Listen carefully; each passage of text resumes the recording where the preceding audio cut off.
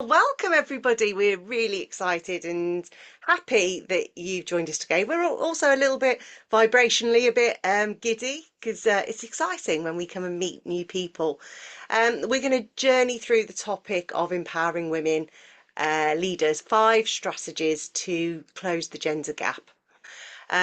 So we've hopefully crystallized the key points about this problem. We're going to focus on solutions and hopefully give you some actions that you can take away, whether it's both personally or from a big systems change point of view. So I am Lucy Barkus. I'm a teams and systems and relationships coach, and I've spent my career helping leaders and their teams amplify the human, relational, and so-called soft skills, which are, let's face it, the hardest skills in business, but they are business critical skills. I'm Karen Harris Kelly. I'm a women's empowerment coach. I've been doing this work for over 13 and a half years now. And really, it's about providing bespoke approaches and tools and techniques for women, designed by women for women. I have led leadership programs for some of the biggest international brands, from Bayer to Bauer Media to Heineken. And I just love getting into what really makes women tick. Yeah, and together, well, we are Wise Women Lead, and if you've listened to the Say It Sister podcast, we explain how we met. And it was about 13, 14 years ago in a coach training course. And we basically spent 6 months together on this coactive training course. And we've always kept in touch. And from there, we were like, actually, what we've got between us, the whole yin yang, the hearts and the sparks, the big view and the deep inner world, this is something that we want to bring to the world. And so that's when Wise Women was born. And so our mission really for this leadership development company is to develop women's leaderships within our systems, our structures and organizations, as well as within ourselves.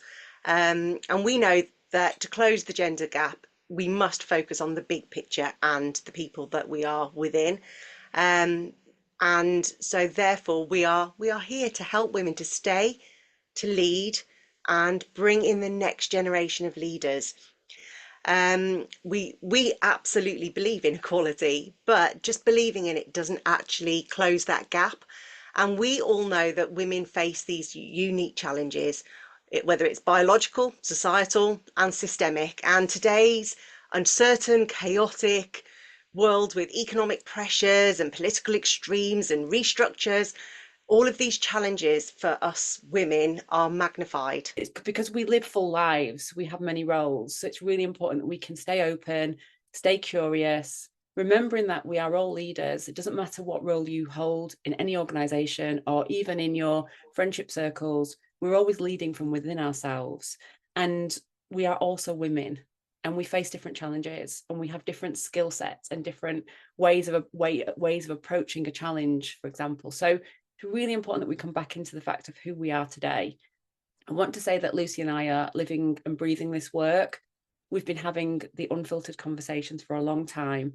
We see a lot of those conversations through our work as coaches. So we work with women, they tell us what's really happening. So we're coming here today with this sort of wider awareness and experience as experts of what women are going through. And really, we want to pose this question. If we've had gender equality policies for decades, why do we still have a leadership gap? Something isn't quite connecting, is it? I think we can all sort of agree with that. Need to just go back in time a little bit to understand how we've kind of arrived at this point. So we're going to take a very quick history lesson. And so over the last millennia almost, we've lived under this patriarchal world. And it wasn't always so. At one point in our history, when we were smaller communities, our roles as women were revered within the communities, within the tribes, within the villages and cities. And then things, especially when it came to land ownership, like this is mine, things started to change. And when we start now looking at our history through the female lens, and there's a lot of anthropologists, historians are going back and looking at old work and looking at it and saying, actually, that doesn't indicate that it was the men doing this. Actually, we found evidence that women were already operating in leadership, or they were hunters, or they were, given pyramids and revered. Women have always been change makers, but actually now we're starting to reclaim a lot more and more of these stories of great women that have existed who were eroded out of history. And then, of course, we all know about the witch trials that happened, what, 400, 500 years ago, where it actually became dangerous for women to gather, to share, to pass on knowledge. The roles that we had as healers and medicine women, the spiritual guides, even owning property, that was all removed from us. Education was taken away from us. And over the last 400, 500 years, we've been scared and silenced, but bit by bit, we've started, or our grandmothers started to make changes. And of course, the big wars of the 20th century changed that, because while the men were away, the women had to step into those traditional masculine roles. And we're like, we can do this, and we're really good at it. And actually, we want more. And so actually, when you look back, there's been kind of some stagnancy for 400, 500 years. But in the last 150 years, things have changed rapidly, to the point where in the 1970s, we got the Equality Act. We were able to get finance and to own our own finances, our own properties. Things have changed rapidly.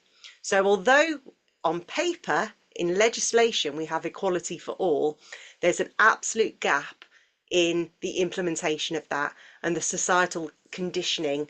So we see this in the gender pay gap, we see it in the authority gap, health misogyny, the amount of women quitting their roles because they're just burnt out, they've had enough, and the continual biases. Well, I've got goosebumps all up my arms because it just means so much. We have a call to action for every single woman, and we're going to explore why the gap remains and how we can close it together. I want to say that your voice, your energy, your wisdom is needed in the world now more than ever. So we're going to talk briefly about the different challenges that we face every day. So of course we've got these access barriers, which are very much about, we can't get access to the same positions, the same visibility, we're not heard in the same way. And so we have to, focus on this is the reality. It's no point wishing it was different. We have to face our reality of there are access barriers. And then of course we've got these these leadership norms. Actually, when we think of what a leader is, often we imagine the masculine or the male traits of what leadership looks like, even though all of the data tells us that women are actually better at leadership overall when we look at the skills and the strengths.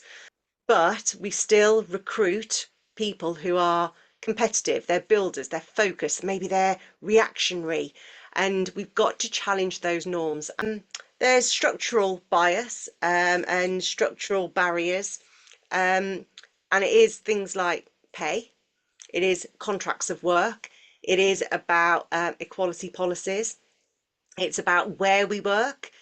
Now, during COVID, things got a little bit easier because most of us ended up having to work at home or in some kind of hybrid environment, which meant that actually we could take roles anywhere around the world that didn't implicate our home life and our children and all of the other commitments that we have.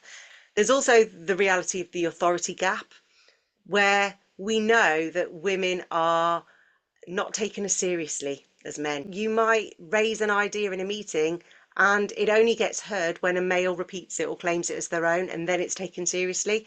And so we have to keep talking about the authority gap because it is a real external block or barrier that most people are completely unaware of, that it exists. And it also exists within women.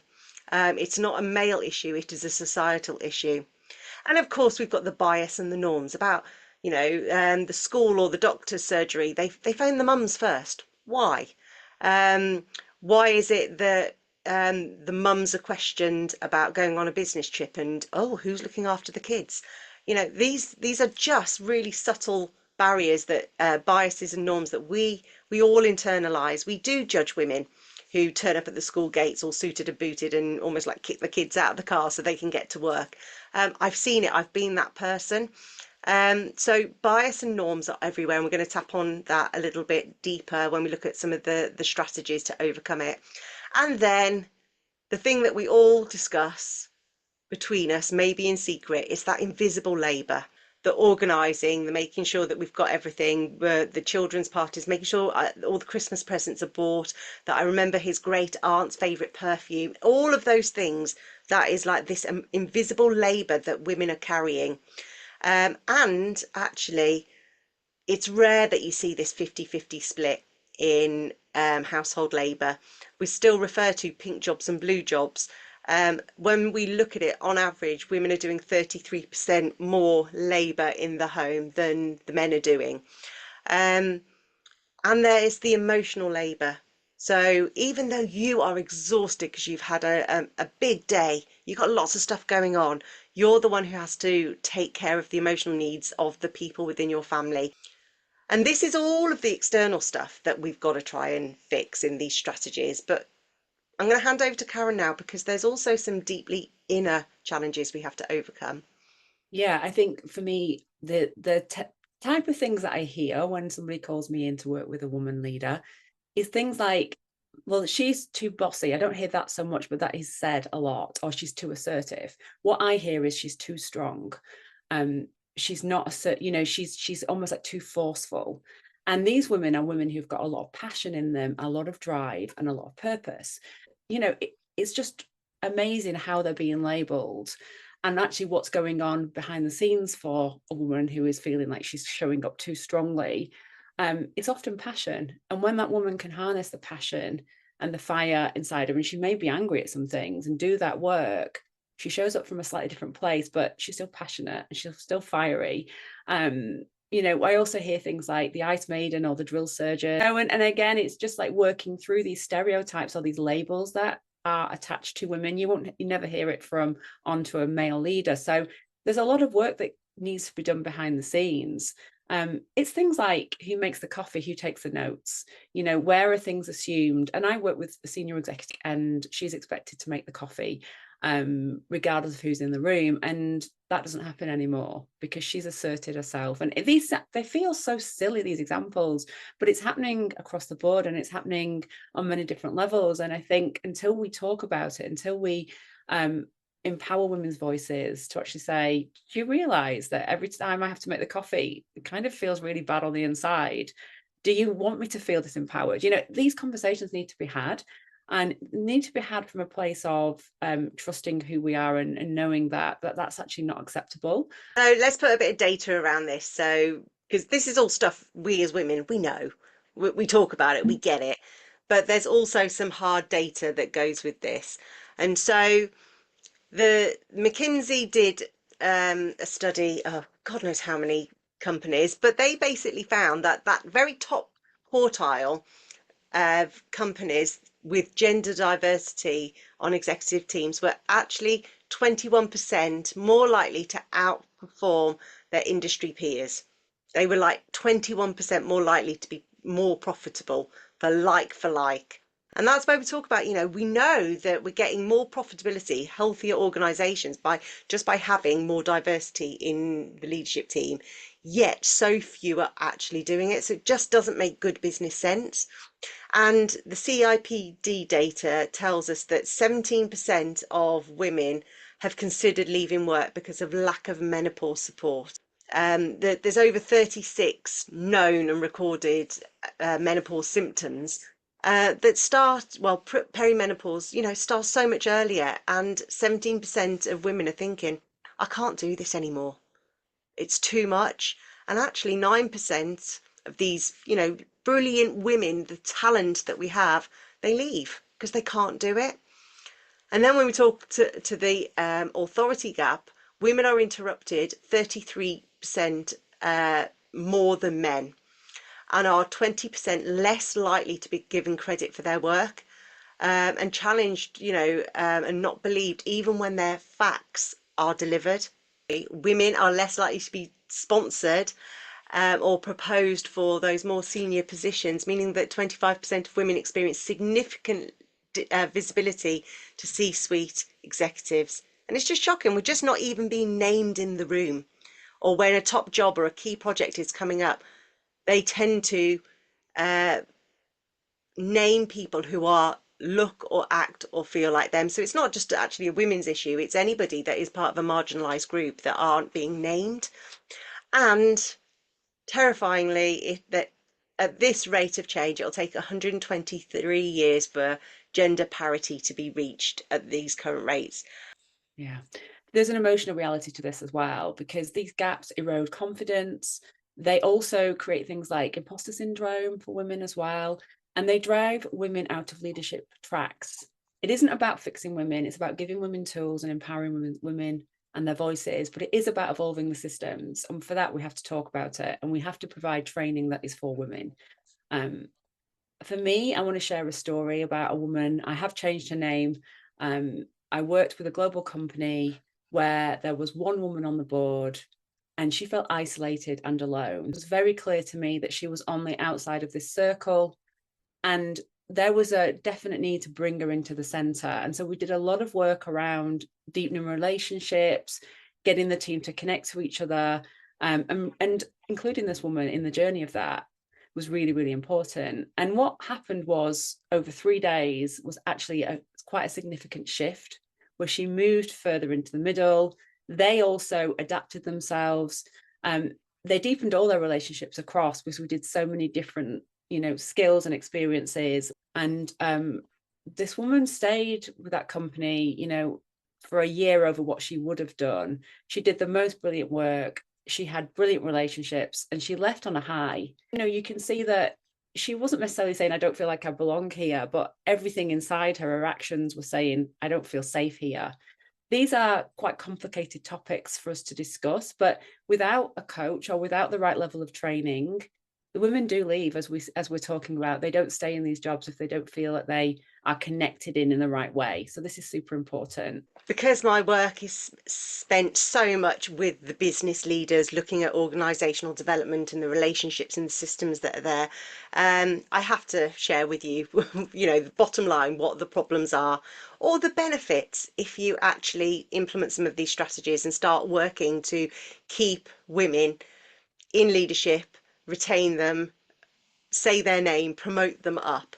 And if you don't, there's going to be this talent loss and pipeline leaks. And every single organization that I interact with are all telling me they can't find the right talent at the right time. So it's not only that we're draining and losing brilliantly talented women with so much experience and knowledge and wisdom. Those that we have got, we're just not tapping into them. We're not naming them. We're not promoting them. We're not investing in them. And if we do send them on a leadership development course, it just tends to be a leadership development course that is designed on male models, delivered for men and women, mixed rooms, to try and almost like, not quite sheep dipping, but it's definitely, one size fits all. And so therefore the women aren't actually in the spaces that are going to bring out their untapped leadership strengths. And actually what we tend to do is focus on the smart, the strategic thinking, how to push through and how to have those difficult conversations. And actually we're not doing the inner work. We're not bringing out those soft skills or the feminine leadership brilliance. It reduces that decision-making quality, because you've just got this one group who think alike, act alike, look at the world in the same way, and they make decisions from that one lens. But actually there's a huge lens that they're just not tapping into to actually get the best information to make the best decisions. And we start to see that culture, engagement, it doesn't reflect what's going on in the real world about what people really think and really feel. So when they go into work, they're like, this doesn't feel right, I don't belong here. And they start to quietly quit. They start disengaging and retention declines. But bottom line, every time you've got to hire somebody in, every time you've got to do that job search, every time you're not making the best quality decisions, you're actually creating financial underperformance. So you're working against your business. So we're going to go on to the 5 strategies now, and I'm going to just very briefly just share the slides, and then we'll work through them one by one together. So we have address the bias as strategic point number 1. We have build sponsorship, not just.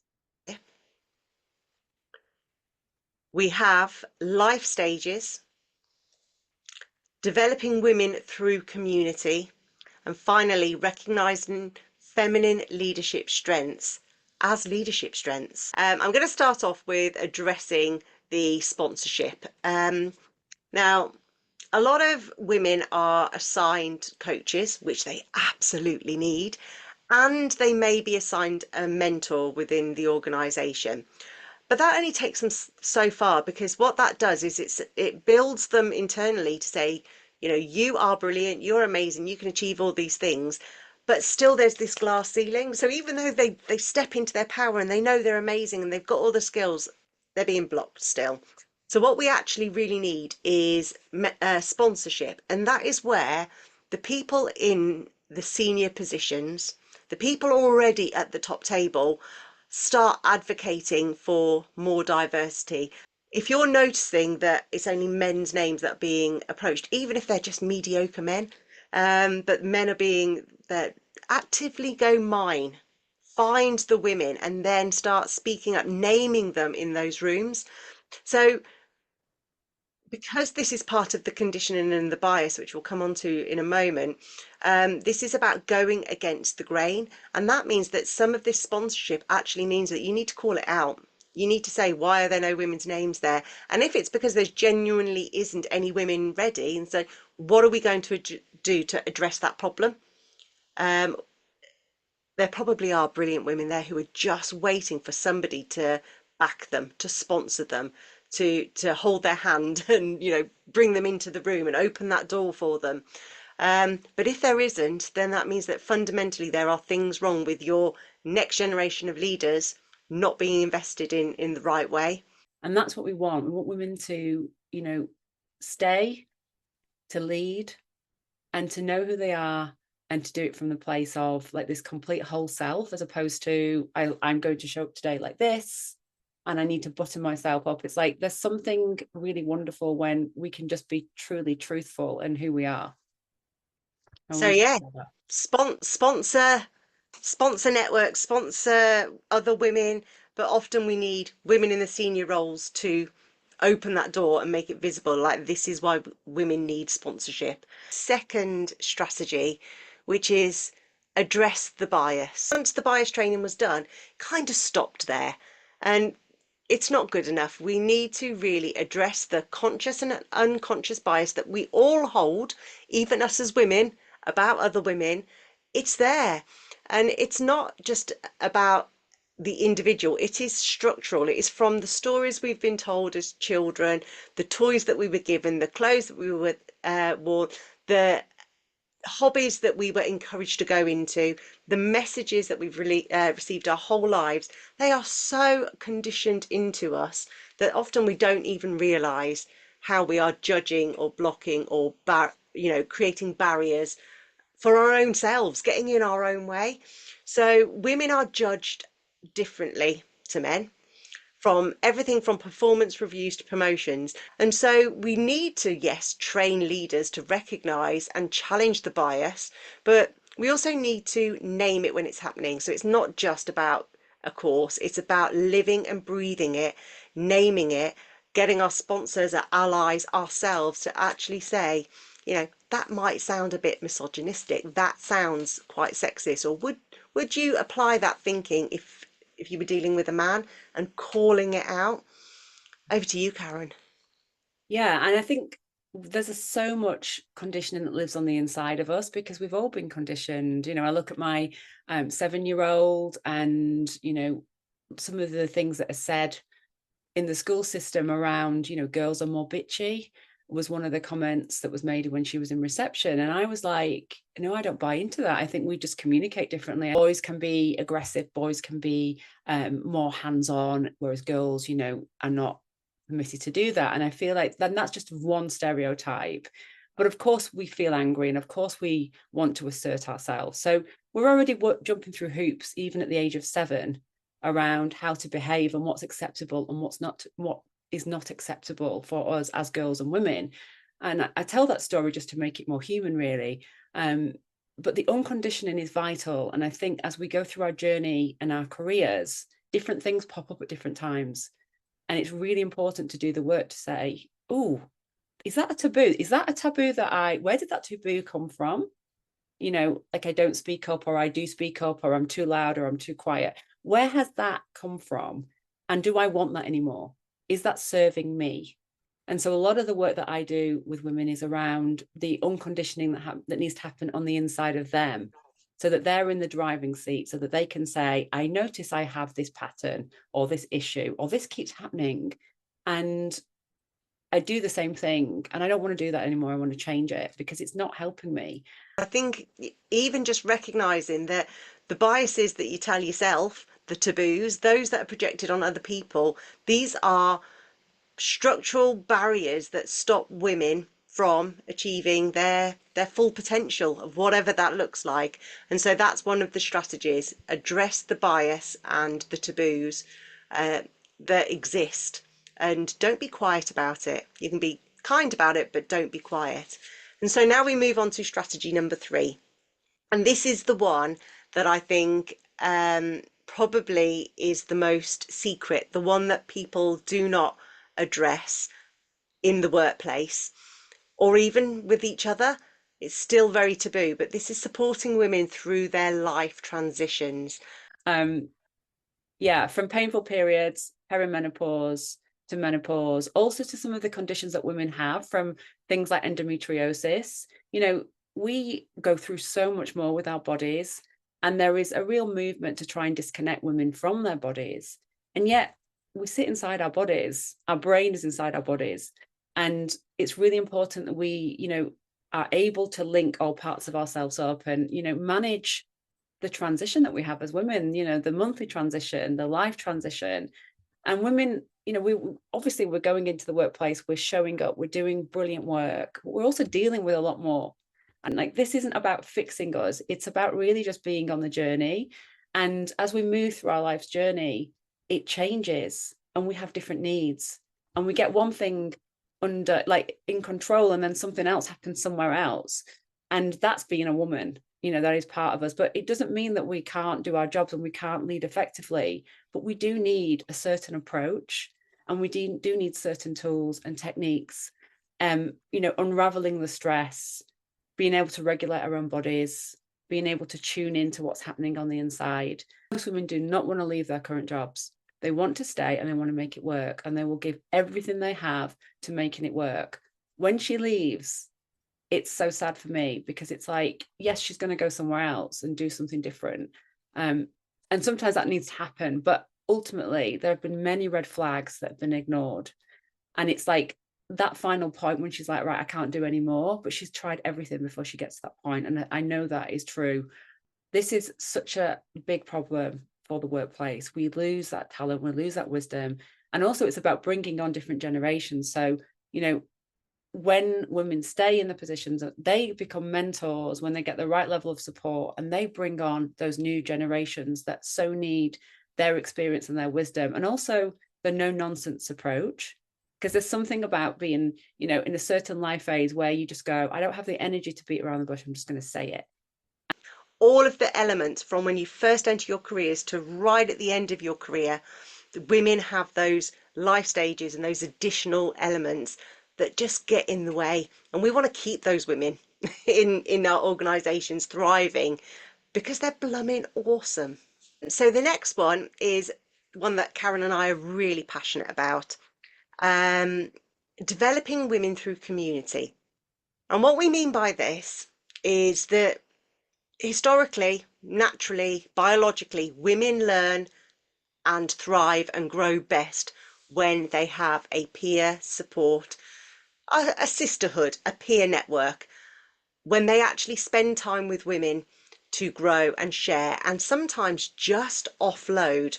We don't even need to be fixed. We just need a space where we can truly say what we're thinking and we're feeling, And then that's enough. We can then let it go, or we can talk ourselves through solutions. And so what I've learned in particular, because I've been running leadership programs taking men and women for the last 14 years, and what I've discovered is that women can do the smart stuff. They can do that leadership stuff, but when they're in a room with men, because it's all about outcomes and real examples and like, we've got to fix this, they kind of shut down, they stop speaking, they hide a little. But as soon as you get them in an environment where it is just women in that leadership development circle, my God, the most powerful transitions happen. They get it, they share personal stories.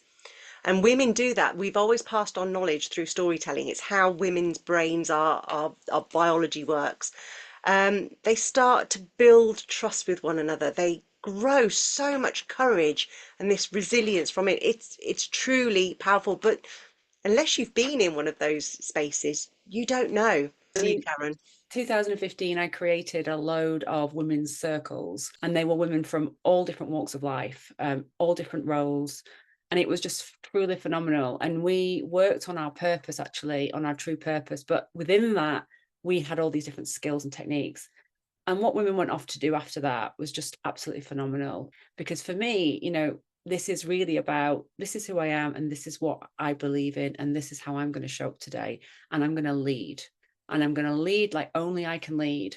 And there's this point of like, I think we become lone wolves. I talk about the lone wolf a lot because I was a lone wolf, and I was like, I'm really good on my own. I can get things done, and I'm very, very impactful. But actually, when I plug in to other women and to other leaders, what we can do together has a bigger impact. And so I believe in it. We've got the receipts and the credits for it, but it's just seeing women come together in a different way, show up fully, be authentic, and then take the world and take things forward from there. The final strategy is creating cultures where women's leadership strengths are really recognised. And like I said, of the core leadership strengths, the business critical leadership strengths that are recognised right now, women outscore men in 17 out of 19 of those leadership strengths. So I'm going to bring up the first slide, which is about the masculine strengths that we see because the system was built that way. And then we will look at what it looks like from a feminine. And to talk about this is not men versus women. We have masculine and feminine strengths within all of us, but it's about what it looks like when we are out of balance and we are minimizing one area. So when we think about the masculine strengths, they're the ones that we're all really familiar with because the working world, or how the world is built, has been built around the masculine traits because women were not allowed into those environments. So it was all built around the masculine side. So when we entered those spaces, we also had to then adapt to these strengths to be able to just survive. And in doing so, we often minimized the other side. So we know that the masculine energy is about protection. We want to protect what's ours, whether it's our homes, our team, our loved ones, our organization. It can be a really powerful, loving force of this protectiveness.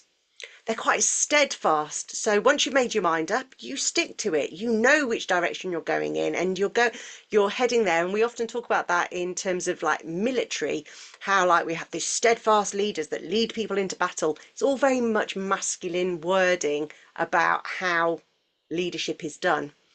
We see that the testosterone that men and women, but predominantly men, have more of, it brings in this fearlessness, this risk taker, which is phenomenal. It means that there's this bold leadership that we see, which is amazing. But all bold, fearless risk taking can actually be quite dangerous. So it's exhausting.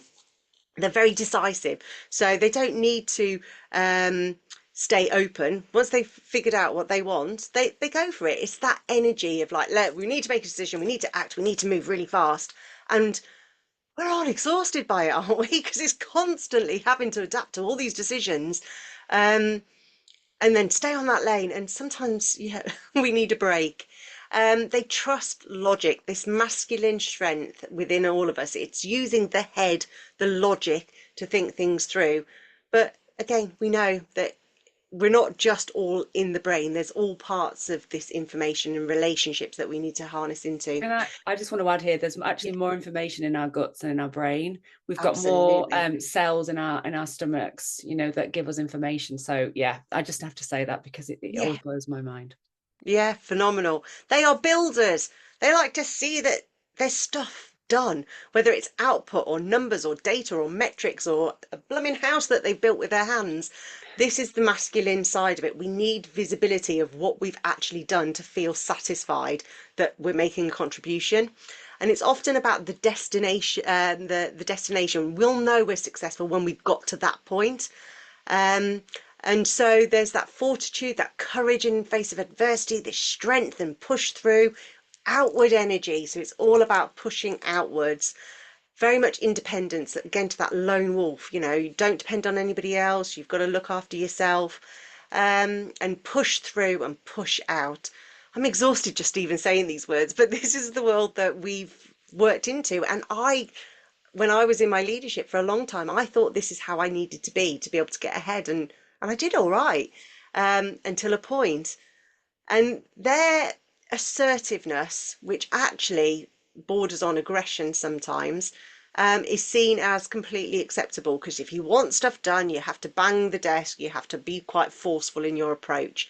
And ultimately, it's a competitiveness. And even when you see young boys playing, it's like, I can jump more than you, I can score more goals. And, it's constantly conditioned into them, we've got to be competitive. But like I said, it's exhausting. And it gets to a point with leaders, with women, with teams where they're like, I can't do this anymore. So therefore, that's why we all know the business critical skills are bringing and amplifying the feminine side of leadership. Here we go. Over to you, Karen. Yeah, I mean the old school command and control, it's very much about control and commanding and leadership that's kind of like quite, tough and hard. Whereas the feminine is much more open and working with and collaborative. Women score highest in 17 out of the 19 critical leadership strengths. So we know that women are really high indexing in so many different areas. And yet often those skills and those leadership skills are not seen as being as valid. So we want to change that. The feminine is more nurturing, flexible, adaptable. For me, flexibility is one of the most important things. And I think it's also what women really, really need, is that flexible approach to working, so that we can kind of come in around different times and make it work for us. We are courageous, but there's also a lot of vulnerability there. And actually, for us to be vulnerable, we have to have courage. But I want to say that with this, we need a level of discernment or wisdom to understand, when do we step up courageously? When do we show vulnerability, and when do we not? Because we don't want to be showing that to everyone. We need to know who are people, when, who, how much. So this is where a lot of the nuances and the work comes in. But we do want to show vulnerability, but we just want to make sure we're doing it in the right way with the right people. We are strategic, but we're also holistic. And when we're making decisions, we're making it from lots of different places. So it's not just the head. And in the work that I do with women, they say to me, oh, I feel alive from the neck down. I didn't know I had all of this available, all of this different energy, wisdom, power, motivation comes from a different place. The brain can get tired because we're overusing it. And so it's really important that we can plug in from all the different areas. It's about trust, and intuition is one of the absolute golden tickets that we have. When I do work with women, it can be a mixed group, and women know what to ask and they know when to ask it. And the questions that they put forward are the best. And I'll have men in the room that say, we always go to the women when we need to know, like, intuitively, like, what is the right thing. So, and I've seen it so many times now. And if I open up space, the women are landing the questions differently. So that's really, really powerful. And I think we need more of that. We're here for sustainability. We're here for the future. We're here for the planet. We're here for the journey. I work with a lot of young leaders who, for them, sustainability is like fundamental, and they will go to the, to the highest levels, to sustainability because it means so much to them. They're thinking like longer term. And for us, it's about getting into our strength and our power as women. We have higher pain thresholds. We know what pain is and we know how to cope through it. So, you know, we really need to hand over to more women. For it's about collaboration, it's about relationship focus. I feel like men also need this work. So this is really about bringing men into the fold. And it's about coming in and down, doing the work, coming back out and leading from a different place, because that's when the change really happens. We're grounded, we can be very assertive, but when it comes from a grounded place, it lands differently, it feels differently. And then also when we connect back into the heart, I do a lot of work around heart-centered leadership, bringing leaders back into the heart, which is where a lot of the power lies. That's when you get the deep purpose coming through, and people will go further when they're in that place. It feels different, the energy is different. You can also have very strict, very straight, very different conversations from the heart. It sounds different than when it comes from the head. So giving feedback, bringing people further down the line, you know, on the journey, sometimes we need to hear the truth, but when it comes from the heart, people feel it differently because they know that you genuinely care. And it's this idea of together, we're in it together, we're here to bring all of us forward. And it's, you know, the old school way of looking at business. I feel like it's so outdated now, it just needs to evolve.